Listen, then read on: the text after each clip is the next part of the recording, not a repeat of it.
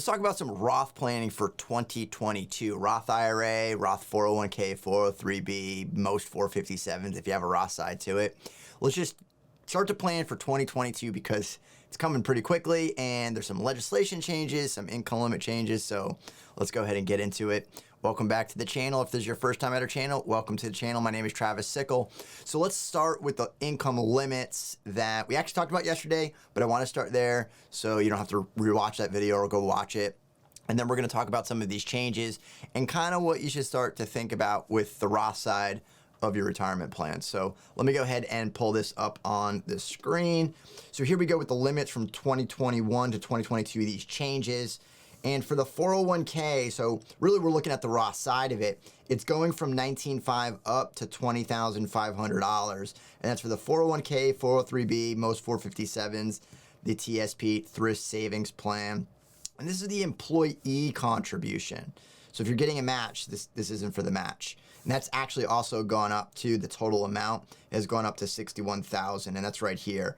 Total defined contribution plan maximums is $61,000, up from $58,000 for 2021. So we're going to be able to get even more money in there, but we're going to run into some problems.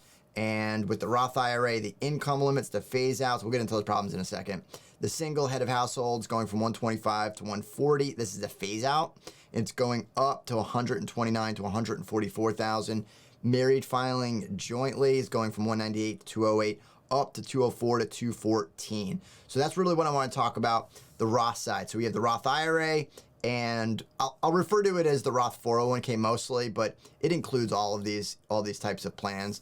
The real key number right there is $20,500. So a couple of things that you might have done in the past is if you're a small business owner, and there's a lot of scenarios here, so I might not hit on all of them, but if you're a small business owner, a lot of times, or what I personally do is on the employee side of the contributions, I max it out on pre-tax dollars. And then your profit sharing contributions, they have to go into the pre-tax side. But then you have the non-deductible contributions, or your after-tax contributions, then you can convert. That's the mega backdoor Roth strategy. But with the legislation that's being proposed and possible changes that are, in my opinion, kind of likely to pass, then you want to possibly switch the employee contributions over to the Roth side. In doing so, you can maximize the Roth side up to $20,500, but then all of the matching dollars or all the profit sharing contributions, they have to go into that pre-tax side. So that's kind of how you can balance it out. Now, again, this is going to depend on your income level, where you're at, if you want to get it below, if you need more money pre-tax, just to do anything, and especially with this Roth conversion that I'm going to point out as well. That is what I would start to think about. So if it does pass and you really are focused on getting the most into your Roth side, and you can, then that's where I would start. I would start with those contributions, because as soon as you start those systematic contributions, which is likely what you are already doing into your from your paycheck, then if those go in pre-tax, then it's going to take away from the after-tax, the Roth side. So you need to do that early on if you want to make that change, because you're not going to be able to convert it later on. So that's kind of a little bit of a hurdle. Whether or not you're a small business owner or you're a W-2 employee, you still want to take a look from the same perspective. Obviously, it's going to affect how much, whether or not you're a small business owner or your W-2 employee, on how much that match is going to be. The match on the solo 401ks can be up to 20 to 25% depending on your filing. So if you're Schedule C, it's 20% of your net profit after 1/2 year self-employment. And then for the W-2 side of an S corporation, that's going to be up to 25%. But if you're an employee, it's likely you're going to get that 6% match, 3 to 6%, and then that's going to go into the pre-tax side. So that's just what you kind of want to think about at this point if you want to make that change. Now, there's a couple other things that for date-wise that you want to pay attention to as well. And I'll pull it up here because this CNBC article that came out yesterday was talking about the Democrats putting the 401k and IRA restrictions for the rich. It says it's the rich, but it's also going to affect everybody. For the rich back into their Build Back Better plan, because anytime you make any of these changes, then somebody's going to find another loophole or another strategy. And I'm already trying to think of what else you could possibly do. Now, it's not going to be as good as it is today, in my opinion, but there's always ways to kind of move this around. So I don't know. Let's just go ahead and take a look at it. We'll look at this together. So this is the article, but I want to just point out these dates. So the backdoor Roth is what I want to point out.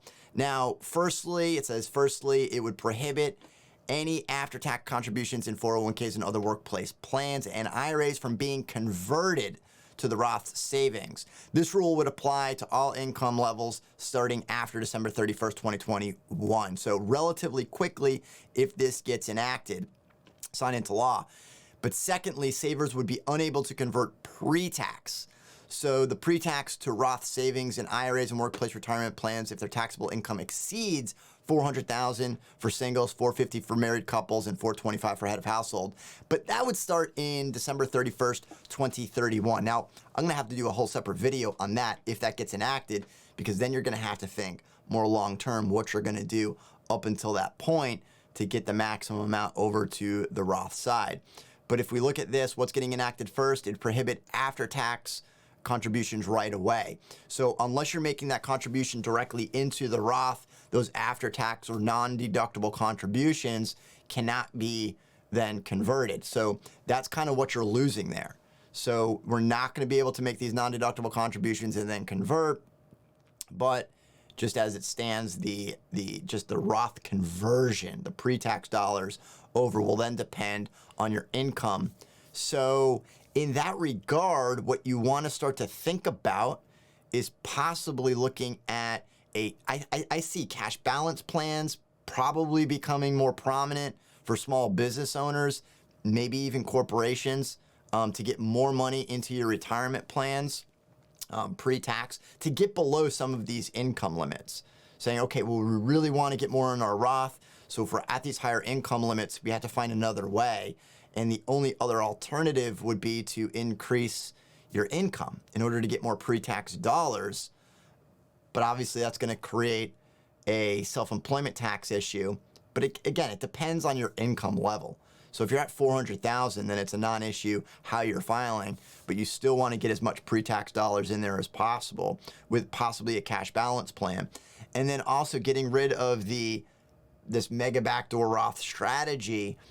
Well, cash value life insurance policies also become more prominent or readily available, whatever you want to call it, or used more. I don't know what the word I'm looking for. But to use these more as an alternative, because the internal costs of cash value life insurance policies have been coming down over the years, and they're getting more competitive. So people are kind of on the fence as, no, the Roth IRA is better than the cash value policy. I'm not here to debate either one. But if they're cheaper, and that's the only alternative that you have to defer some of those taxes and improve your taxable situation, build your wealth, that might be an opportunity for you.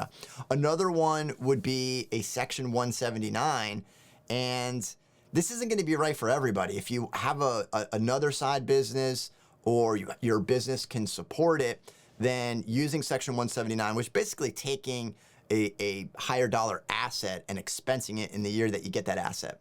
So again, it's going to be depending on what you're doing. Things that come to mind are like more like an income producing asset, like a rental car. You know, you can open up a fleet of rental cars. Obviously, if you're not in that business, you probably wouldn't want to go into the business just to get the tax write-off. But those are things that you could take a look at. Rather than what a lot of people talk about, Section 179 is like buying a new computer. Oh, we'll just upgrade your computer and you can write it off. But you're still spending the money to really something that might not be an income-producing asset.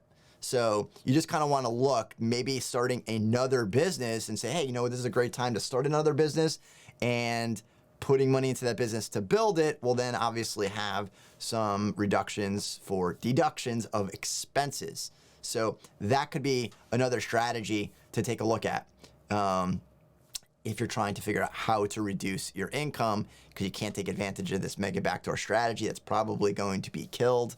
So what else was I taking a look at? So we have Section 179, the cash balance plans, the cash value life insurance as a possible Roth alternative, and then starting, basically, like I said in the beginning, starting with the Roth right off the bat to get that maximum of $20,500. That's all I've been thinking about the last day of looking at this legislation that looks like it might actually get passed. So let me know in the comments down below what you think of this.